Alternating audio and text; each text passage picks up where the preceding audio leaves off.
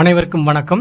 கடந்த ஆகஸ்ட் 13, 2026 தமிழ்நாடு அரசு 11 வகையான மது வகைகளை டாஸ்மாக் கடைகளில் விற்க தடை விதிக்கப்பட்டது. என்ன நடந்தது? அடுத்த 24 மணி நேரத்தில் விதிக்கப்பட்ட தடையை திரும்ப பெற்ற தமிழ்நாடு அரசு டாஸ்மாக் கடைகளில் இருக்கக்கூடிய சரக்குகள் பார்த்தீங்க அப்படின்னா ஒவ்வொரு கம்பெனி இருந்தும் வரக்கூடிய சரக்குகள்.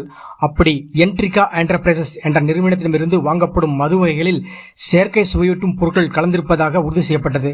அதனால் அந்த நிறுவனத்தின் 11 வகையான மது வகைகள் விற்பனைக்கு தடை செய்யப்பட்டது. மது கடைகளில் தடை விதித்து டாஸ்மாக் மேலான் நந்தகுமார் கடந்த 13ஆம் தேதி உத்தரவிட்டார். இந்த தகவல் நேற்று முன்தினம் வெளியானது. இந்நிலையில் உணவு பாதுகாப்பு ஆணைய கடிதத்தின் அடிப்படையில் என்ட்ரிகா நிறுவனத்தின் 11 மது வகைகளை டாஸ்மாக் கடைகளில் விற்க விதிக்கப்பட்ட தடையை நீக்க மதுவிலக்குத்துறை ஆணையர் நேற்று முன்தினம் டாஸ்மாக் நிறுவனத்திற்கு பரிந்துரை செய்துள்ளார். ஒரே நாளில் மது வகைகள் மீதான தடை விலக்கிக் கொள்ளப்பட்டது குறித்து எதிர்க்கட்சிகள் விமர்சனம் செய்துள்ளன. அதிமுக தகவல் தொழில்நுட்ப அணி வெளியிட்ட அறிக்கையில் விதித்த தடையை வெறும் 24 மணி நேரத்தில் நீக்கும் அளவிற்கு அப்படி என்ன நடந்தது? பயமா, பதற்றமா, பேக்கரி டீலிங்கா என்ன இருக்கும் என்று கேள்வி எழுப்பியுள்ளது. மக்களே, இதிலிருந்து நம்ம ஒன்று தெரிஞ்சுக்கணும் கிளியரா. 11 வகையான மதுக்கு தடை பண்ணுறாங்க டாஸ்மார்க்கில். என்ன காரணம் சொல்கிறாங்க அப்படின்னா, அதில் நிறைய ரசாயனங்கள் கலந்துருக்கு, நிறைய சுவையூட்டப்பட்ட ரசாயனங்கள் கலந்துருக்கு, அது மக்களுக்கு பாதிக்கும், அதனால நாங்கள் தடை பண்ணுறோன்னு சொல்கிறாங்க. அதே விதிக்கப்பட்ட தடையை 24 மணி நேரத்துக்குள்ளே என்ன நடந்ததுன்னு தெரியல, அந்த தடை நீக்கிட்டு இந்த மதுவை நீங்கள் குடிக்கலான்னு சொல்லிட்டு ஒரு உத்தரவு வருது. இதில் இருக்கக்கூடிய அரசியலை நீங்கள் புரிஞ்சுக்கணும்.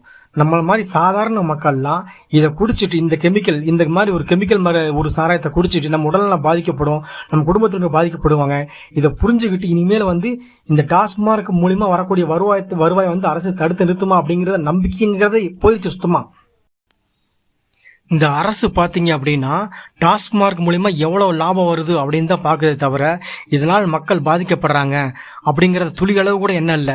45,000 கோடி வருமானம் வந்திருக்கு, இதை 55,000 கோடி எப்படி பண்ணுறது, இந்த மக்கள்கிட்ட இருந்து எப்படி அந்த பணத்தை எடுக்கிறது நம்ம அப்படிங்கிற ஒரு திட்டத்தை தான் வகுக்கிறதே தவிர.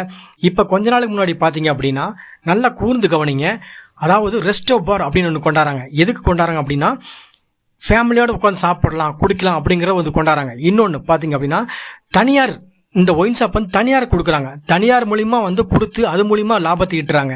இன்னொன்று 717 கடைகள் மூடிட்டேன்னு சொன்னாங்க, ஆனால் அதுக்கான தரவுகள் கேட்டால் சரியான தரவுகள் வரல. சரிங்களா? அப்படி பார்த்தீங்க. இன்னும் கொஞ்ச நாள் கழித்து பார்த்தீங்க அப்படின்னா இன்னொரு தகவல் வெளியாகுது. இது மிகப்பெரிய ஒரு பயங்கரமான தகவல் மக்களே. என்ன அப்படின்னு பார்த்தீங்கன்னா ஆன்லைன் மூலிமா சரக்கை விற்பனை செய்கிறது. நீங்கள் கடைக்கு ஒயின் ஷாப் கடைக்கு போய் நீங்கள் சரக்கு வாங்கி குடித்து நீங்கள் இது பண்ணணும்னு அவசியம் கிடையாது. நீங்கள் ஆன்லைனில் புக் பண்ணால் சரக்கு வீட்டுக்கே வந்துடும். இது எவ்வளோ ஒரு மிகப்பெரிய ஒரு மக்களுக்கு பாதிக்கக்கூடிய தீங்கு பாருங்கள். இந்த அரசோட வேலை இதுதானா? கடந்த ஆட்சியில் பார்த்தீங்கன்னா மது விற்பனை நடந்தது, நிறைய குற்றங்கள் நடந்தது, திமுக ஆட்சியில் நடந்தது, மாற்று கருத்து இல்லை. இந்த அவங்களுக்கு மாற்றாக நாங்கள் வர்றோன்னு சொல்லிட்டு வந்த இந்த டிவிக்கு ஆட்சி ஆன்லைன் மது விற்பனையை ஊக்குவிக்குது. 11 வகையான மதுக்கு தடை விதிச்சதை பார்த்தீங்க அப்படின்னா திரும்ப பெறுது. அப்போ இவங்களுக்கு மக்களுக்கு நல்லது செய்யணுங்கிற எண்ணத்தில் வரல, மக்கள் மூலிமா எவ்வளோ பணத்தை சம்பாதிக்கலாம் அப்படிங்கிறத மக்களோட கேள்வியை நான் எழுப்புறேன். மக்களே, நான் ஒரு உண்மை சம்பவத்தை சொல்கிறேன். ஒரு நல்லா படித்த பையன், நல்லா படிப்பான், நல்லா ஸ்போர்ட்ஸ் பிளேயரு, ஆனால் இந்த மதுக்கு அடிமையாயிட்டான். ஆனால் அவனை கொஞ்ச நாளுக்கு முன்னாடி நான் பார்த்தபோது என்னை பார்த்துட்டு சாதிச்சிட்டாருன்னு சொன்னான். என்ன தம்பி சாதிச்சிட்டாரு அப்படின்னு கேட்குறேன். அதுக்கு எங்கள் விஜய் அண்ணா சாதிச்சிட்டாருன்னு சொல்கிறான். அப்படியா, சரிப்பா, ஓகேப்பா, என்ன அப்படி சாதிச்சாருன்னு கேட்டேன். அவன் சொன்னான் இது மாதிரி சந்து கடை, ஏதாவது கிராமங்களில் இருக்கக்கூடிய சந்து கடையெல்லாம் ஒழிச்சிட்டாரு, சந்து கடை மூலிமா சரக்கு வைப்பாங்க இல்லையா, அதெல்லாம் ஒழிச்சிட்டாரு இல்லையா, அப்புறம் நான் பாராட்டணும் இல்லையா அப்படின்னா.